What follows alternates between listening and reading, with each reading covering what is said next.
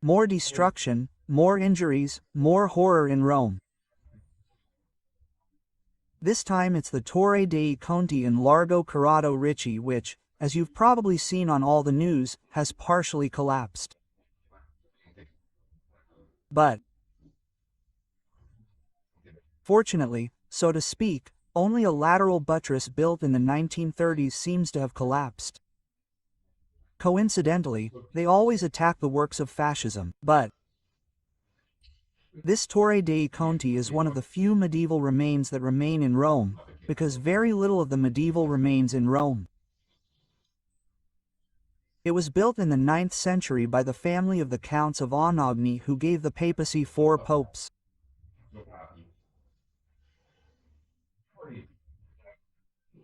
The most important works date back to 1203 and were the work of Pope Innocent II of the Counts of Segni.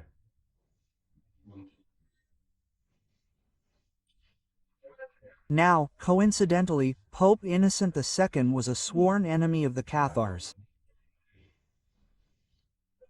You know very well that the Cathar heresy was one of the, so to speak, Gnostic applications.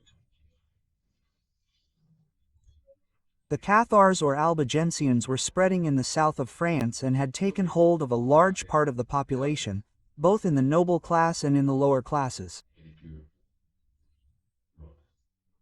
And the assassination of the papal legate of Innocent II made the pontiff impatient, who decided to launch a real crusade against the Cathars under the leadership of Simone de Montfort.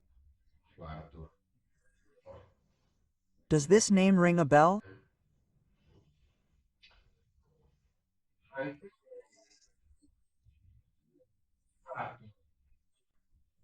But, even more significant, is the fact that under the tower of the Counts of Segni stood, guess what, the temple of the ancient goddess Tellus, the Roman goddess of the earth, Mother Earth, protector of fertility and the dead, who was invoked in rites of passage such as birth and marriage and represented the motherhood and fertility of the earth.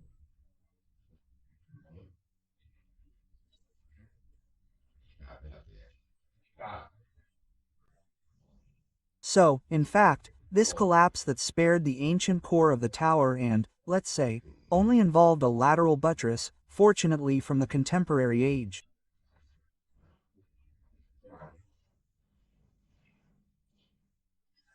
Whether we like it or not, it has very clear symbolic meanings, that is, the detailus that is underneath emerges, causing the Tower of the Popes to collapse, the tower of a pope who fought the Cathar heresy, the Gnostic heresy par excellence. Well, I think that the investigators should take these aspects into consideration. Because such a surgical collapse, moreover of a pillar built in the 30s, so it says, you know, it was something very old, rotten, completely cracked, right? It was built in the 30s and in the 30s things were made with a certain amount of care. They were not made of reinforced concrete. Not with this type of intervention. I don't like this episode at all. I don't like it at all.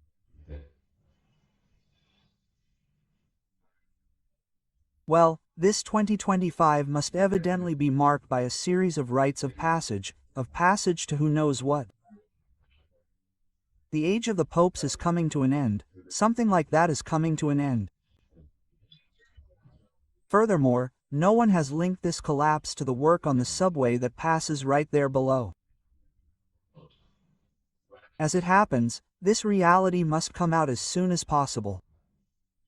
Leo X must speak, otherwise not a stone will remain in Rome. Please, bring up the issue of Benedict XV's impeded see and close the game because the historical and artistic heritage of the Eternal City is also suffering. A city made splendid not only by ancient Rome, but also and above all by the popes.